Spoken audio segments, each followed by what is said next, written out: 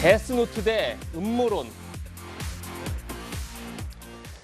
지난 11일 이재명 후보의 변호사비 대납 의혹의 제보자 이모 씨가 숨진 채 발견됐습니다. 한 달 전인 지난해 12월에는 대장동 개발 사업 특혜 의혹과 관련해서 수사를 받던 두 명이 잇따라 극단적 선택을 했었죠. 이로써 이재명 후보 의혹과 관련해 숨진 사람이 3명이나 됩니다. 조금 살펴보면 지난해 12월 10일에는 유한기 전 성남도시개발공사 본부장이 극단 선택을 했습니다. 그리고 12월 21일 김문기 전 처장이 사망했습니다. 그리고 11일 변호사비 대납 의혹의 제보자 이모 씨가 사망했는데 경찰의 판단은 국가수의 부검 결과는 대동맥 박리 및 파열로 인한 사망이다. 결국 외부 침입에 의한 다른 사망의 요인은 없었다. 지금 이렇게 보고 있는 겁니다. 이 씨는 이재명 후보의 변호사비 대납 의혹과 관련해서 녹취록을 제보한 인물이죠. 경찰은 이 씨의 사망에 외부 요인은 없다 이렇게 지금 밝히고 있지만 이 씨의 사망을 둘러싼 정치권의 공방은 가라앉지 않고 있습니다. 그 목소리 듣고 이야기 나누겠습니다. 이재명의 데스노트가 있는 것이 아닌가 할 정도로 또 이재명 후보 관련 무고한 공익 제보자의 생명을 앗아갔습니다. 이재명 후보와 민주당은 대납 녹취 조작 의혹의 당사자라고 조롱하면서 어쨌든 명복을 빈다고 가증스럽게 고인을 또 한 번 농락했습니다. 이재명 후보의 비리 의혹 규명에 결정적 키를 쥐고 있는 분들이 살인 멸구를 당하고 있습니다. 돌아가신 세 분의 비극의 현장마다 이재명 후보의 그림자는 여지없이 어른거렸습니다. 분명히 누군가 죽음의 기획자와 실행자가 있습니다. 네, 살인 멸구, 사람을 숨지게 해서 입을 막는다, 이런 표현인데 이현주 의원님, 네. 약간 너무 섬뜩한 표현 같기도 하고 너무 나간 게 아닌가 이런 지적도 나오는데 의원님은 어떻게 보십니까? 그러니까 이제 일반적으로 보면 왜 이재명 후보 사건 관련해서 벌써 3명이나 이렇게 됐을까라는 상식적인 이제 의문을 시작하는 거죠. 아시겠지만 이재명 후보 관련된 그 의문은 지금 크게 2가지입니다. 대장동 사건 관련한 게 이제 있고요.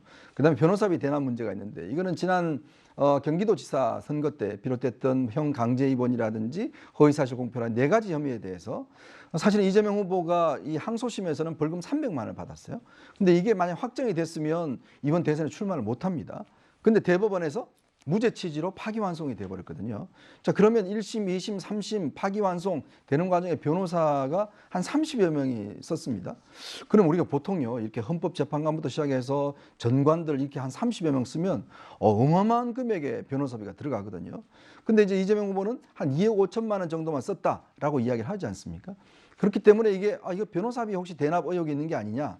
왜냐하면 당시에 변호사들 중에서 상당 부분이 경기도의 법률 수임을 한 사람들도 있고 또 특정 회사의 사회이사로 간 분들도 있어요.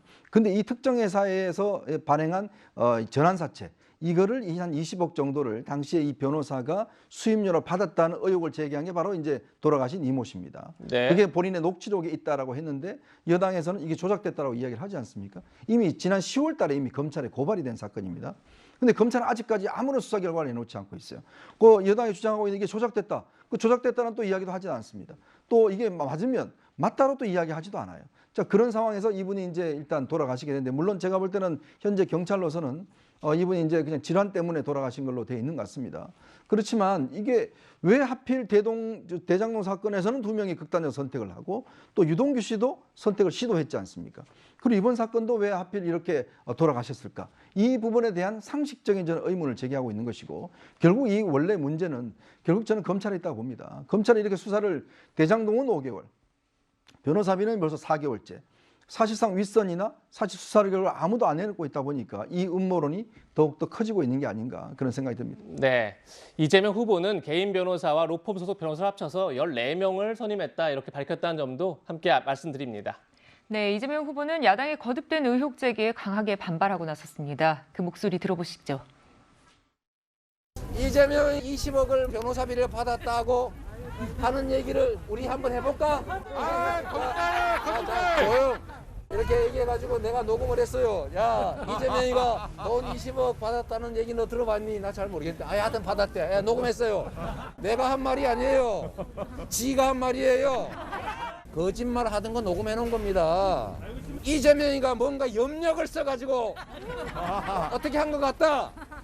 이런 말 하는 사람, 이런 말 하는 집단이 바로 거짓말쟁이입니다. 거짓말에 속아가지고 야, 이재명이가 무슨 장풍을 쓰는 것 같아. 이상한 마음만 먹으면 누가 막 어떻게 되는 것 같아. 이런데 넘어갈 국민이 있습니까? 네, 염력을 쓰고 장풍을 쓴다는 거냐 이렇게까지 반박하는 말이 나왔습니다. 그렇다면 이현정 의원님 말씀대로 검찰이 빨리 수사 결과를 발표하면 좀 도움이 될까요? 정혁진 변호사님 어떻습니까? 일단 제가 봤을 때 이재명 후보가 저렇게 희화화하면서 이야기할 문제는 아닌 것 같다. 네. 제가 조금 전에 앵커께서 14명, 로펌 14군데라고 이야기를 했는데 제가 일일이 세봤어요. 그러니까 1심이 7군데, 2심이 4군데, 대법원에서 9군데, 그다음 파기환송심 4군데 해가지고 24군데거든요. 요즘은 옛날처럼 변호사들이 현금으로 돈 안 받고요. 그다음에 특히 로펌 같은 경우에는 거의 무조건 다 세금 계산서 발행하고 그러거든요. 네. 그러니까 이재명 후보가 본인이 2억 5천만 원 쓰셨다고 그랬는데 24군데에다가 1,000만 원씩 줬다. 그럼 2억 4천 아니겠습니까? 근데 그중에는 우리나라 제일 큰 법률사무소 있단 말이에요. 제일 큰 법률사무소에서 대법관까지 지내신 분이 변호사였으니까 거기에만 2천만 원 줬다. 그래서 2억 5천이다. 딱 이렇게 계산을 갖다 해가지고 밝히면 더 이상 뭐 의혹이나 그런 것들이 없을 텐데 검찰도 그런 것들 이미 다 확인을 했을 텐데 왜 이런 것들을 밝히지 않아가지고 제대로 된 의혹 해소가 되지 않게 하고 있는지, 그러면서 무슨 염력이나 장풍 이야기를 할 때가 아니라고 생각을 하거든요. 이 부분에 대해서는 이재명 후보가 스스로 밝히시든지 아니면 검찰에서 수사를 했더니 이러이러하다, 이걸 밝히든지 하면 될 걸 갖다가 왜 그렇게 안 하는지 좀 답답하다는 생각이 들고, 이 부분은 제보자 사망하고도 뭐 큰 문제가 없이, 큰 영향이 없이 충분히 밝혀질 수 있는 문제다라고 저는 생각합니다. 네. 네. 이런 가운데 범죄 심리학자인 이수정 전 국민의힘 공동선대위원장은 CCTV 화면을 근거로 새로운 의혹을 제기했습니다. 어떤 의혹인지 직접 들어보시죠. 복도로 들어갈 수도 있지만 만약에 뭐 이 유리창이 있기 때문에 뭐 그런 데 대해서도 정밀한 조사가 필요하고요. CCTV가 저는 굉장히 좀 이상한 CCTV다 이런 생각을 했어요. 방으로 들어가잖아요. 그럼 문을 쾅 닫고 들어가죠. 네. 그런데 2초 정도 된 것 같은데 문이 다시 열렸다 닫혀요. 그리고는 1초쯤 있다가 문이 또 열렸다 닫혀요.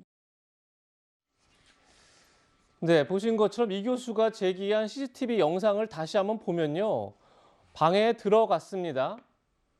심지어 이모 씨가 이제 지난 8일 날 방에 들어갔는데 잠시 뒤에 문이 살짝 열렸다가 다시 지금 열렸다가 닫힙니다. 그리고 또 한 번 열렸다가 닫히는 그런 영상들을 볼 수 있는 건데, 정혁진 변호사님, 네. 결국 이 교수 얘기는 유리창이 있기 때문에 외부 침입 가능성을 전혀 배제할 수 없다, 뭐 이런 주장같이 들리는데 네네.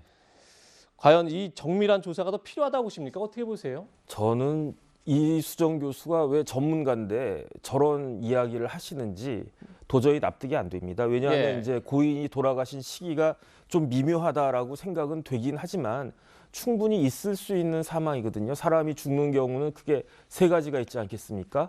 타살되는 경우, 그다음에 스스로 극단적인 선택을 하는 경우. 근데 대부분의 경우에는 자연사를 한단 말이에요. 근데 돌아가신 분이 이제 나이가 50대 중반이고, 그다음에 기저질환, 고혈압이라고 한 기저질환이 있었고, 대동맥 박리가 있을 수 있는 거란 말이죠. 대동맥이 찢어져가지고 파열이 돼서 사망에 이른 거기 때문에, 그다음에 이제 국과수에 믿지 못한다라고 하면 과학적인 근거를 대서 이 사람이 국과수가 잘못된 실수를 했거나 아니면 국과수가 뭐 이렇게 조작을 했다거나 이런 식으로 이야기를 하지 않는 이상 일단은 타살 의혹이 있는 것 같지가 않은데 저런 식으로 뭐 이상한 일이 있었던 거 아니냐라고 이야기하는 것은 전문가로서는 도저히 할 수 있는 이야기가 아니다. 저는 그렇게 판단이 됩니다. 네, 민주당은 이수정 교수의 새로운 의혹 제기를 강하게 비판했습니다. 그 목소리도 들어보겠습니다. 이수정 교수가 한 라디오 방송에서 고 이입 씨 사망을 언급하며 부검 결과가 이상하게 빨리 나왔다, CCTV가 좀 이상하다는 등 또다시 음모론에 불을 지폈습니다. 특정 방송을 20년 해서 세상 흘러가는 게 상당히 눈에 보인다고 주장합니다. 대한민국 경찰의 부검 결과를 부정하는 게 이수정 교수가 20년 동안 익힌 세상을 읽는 방식인지 모르겠으나 더 이상 엉뚱한 음모론과 추측성 루머로 진실을 가리려 하지 말 것을 강력히 경고합니다. 네, 음모론이고 추측성 루머일 뿐이다. 최준봉 교수님 어떻게 보십니까? 저는 그러니까 정익진 변호사가 아까 얘기했지만 저렇게 과학적인 것들에 대해서 부정하시는 말씀을 하면 안 된다고 생각해요. 본인이 오랫동안 전문가로서 활동을 하시고 뭐 지금도 전문가라고 말씀하고 계시잖아요. 아무리 정당에 들어가서 활동을 하시더라도 그런 부분에 있어서는 냉정함과 공정함을 지켜야 된다고 저는 봅니다. 그리고 문이 예를 들면 제가 그냥 개인적으로 생각을 해봤어요. 저 문이 어떤 상태인지 제가 모르겠어요. 근데 문이 잘 안 닫힐 수도 있는 거잖아요. 들어가서 잡아당겼는데. 네. 아니면 저분이 처음에 제대로 안 잡아당길 수도 있는 것이고. 그런 여러 가지 상황이 있는데도 불구하고 또 창문이 있다고 해서 단순히 사람이 들어왔다고 어떻게 단정할 수 있습니까? 경찰이 그거 조사 안 했겠습니까? 저는 경찰이 충분히 조사했을 거라고 봅니다. 그런 부분에서. 그런데 저렇게 너무 음모론을 제기하신 건 저는 타당하지 않다고 보고요. 예컨대 저는 뭐 두 분의 아까 그 변호사비에 대해서는 동의하지 않지만 의혹을 제기할 수는 있어요. 변호사비 대납에 대해서 의혹은 제기할 수 있다고 봅니다. 저는. 그런데 살인 멸구라는 등 데스노트가 있다는 간접 살인이라는 등 이런 말을 하면 안 되는 거 아닙니까? 그게 무슨 증거가 있습니까? 아니 그럼 이재명 후보가 뭐 저 사람들의 죽음에 무슨 연관이 있다고 얘기할 수 없는 거잖아요. 그렇게 단정적으로 너무 심한 말을 쓰시는 거예요. 반대로 입장을 바꿔서 다른 후보한테 그런 말을 쓰면 그게 어떻게 들리겠습니까? 저는 그래서 그런 부분들은 너무 지나치다는 생각이 들어요. 그래서 의혹을 제기하는 건 뭐 충분히 이해가 됩니다만 이분의 어떤 사망 문제와 이재명 후보가 뭐 직접적인 연관이 있는 것처럼 얘기하시는 것은 저는 지나친 음모론이고 그렇게 하는 것이 절대 도움이 안 될 거라고 봅니다. 네. 만약에 이수정 교수의 추가 의혹 제기라든지 반론이 있으면 그때 또 소개해드리도록 하겠습니다. 자, 변호사비 대납 의혹 어떻게 정리될지 이제 지켜봐야 될 것 같은데 대통령 선거를 50일 앞두고 50여일 앞두고 이재명 후보에겐 또 다른 숙제가 있습니다. 정권 교체 여론이 높은 상황에서 문재인 정부와 어떻게 차별화하느냐 이게 이제 또 하나의 숙제인데요.